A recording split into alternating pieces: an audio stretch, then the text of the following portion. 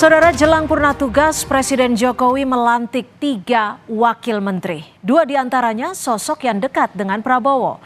Bagaimana memastikan transisi berjalan baik disertai perbaikan program dan terjamin profesionalitasnya? Lengkapnya dalam catatan Kompas TV berikut ini.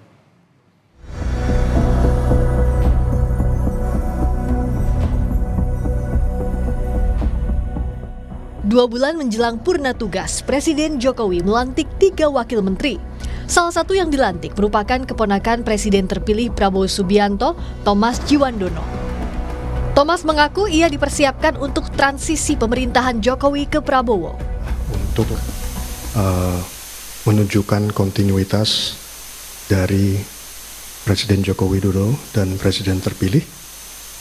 Untuk itu saya akan bekerja erat dengan Ibu Menteri Keuangan, Ibu Sri Mulyani, dengan Wakil Menteri Keuangan 1, Pak Suhasil. Tugas saya adalah supaya semua hal yang menyangkut anggaran, terutama di 2025, itu selaras dengan apa yang sudah dicetuskan oleh pemerintah sekarang, dan tentunya program-program Presiden terpilih ke depan.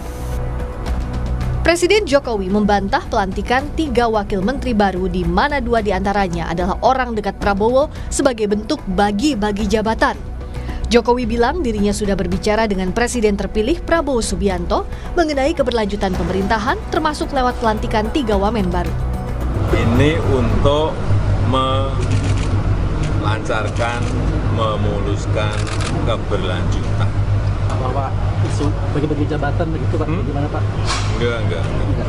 Ini sudah saya bicarakan langsung dengan kepentingan pemerintah berikut. Saya sudah bicara dengan Presiden terpilih Bapak Prabowo Subianto. Presiden terpilih Prabowo Subianto mengungkap sedang dilatih Presiden Jokowi sebelum dirinya dilantik sebagai presiden agar tidak kaget saat menjabat nanti. Prabowo pun mengakui dirinya selalu diminta duduk di sebelah Jokowi di setiap rapat kabinet. Saya kira Bapak Presiden ternyata sedang melatih saya untuk supaya nanti nggak terlalu kaget begitu setelah saya dilantik, insya Allah. Beliau sekarang hampir semua rapat kabinet saya diikut sertakan dan duduknya sebelah presiden sekarang. Jadi, mohon maaf Menko. Direktur Lingkar Madani Ray Rangkuti menyebut orang-orang dekat Prabowo di kabinet Jokowi memperlihatkan Prabowo telah memilih pos kementerian yang diinginkan, serta dari gestur Jokowi ingin menjaga wibawanya sebagai presiden dalam transisi. Ya, ini artinya Pak Prabowo sudah memilih mana kursi kabinet yang harus dikuasai oleh Gerindra. Bagaimana Pak Prabowo menjelaskan, hampir semua rapat-rapat yang sekarang dilakukan di istana itu melibatkan beliau dan mendudukkan beliau di samping Pak Jokowi gitu.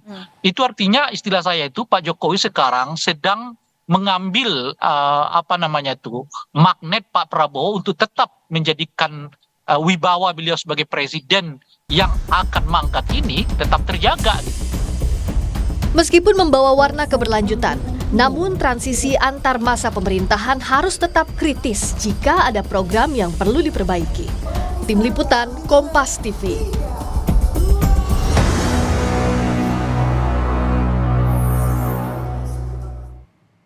Kita lihat 3 wakil menteri baru di kabinet Jokowi yang 2 diantaranya sosok dekat dengan Prabowo.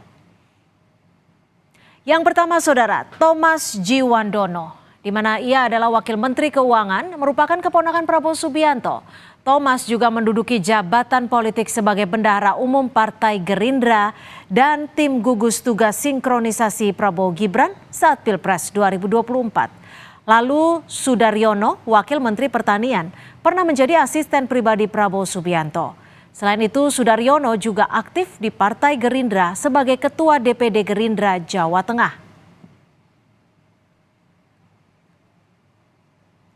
Lalu ada Yuliot Tanjung, Wakil Menteri Investasi. Sebelum menjadi Wamen, Yuliot menduduki jabatan penata kelola penanaman modal ahli utama Kementerian Investasi BKPM.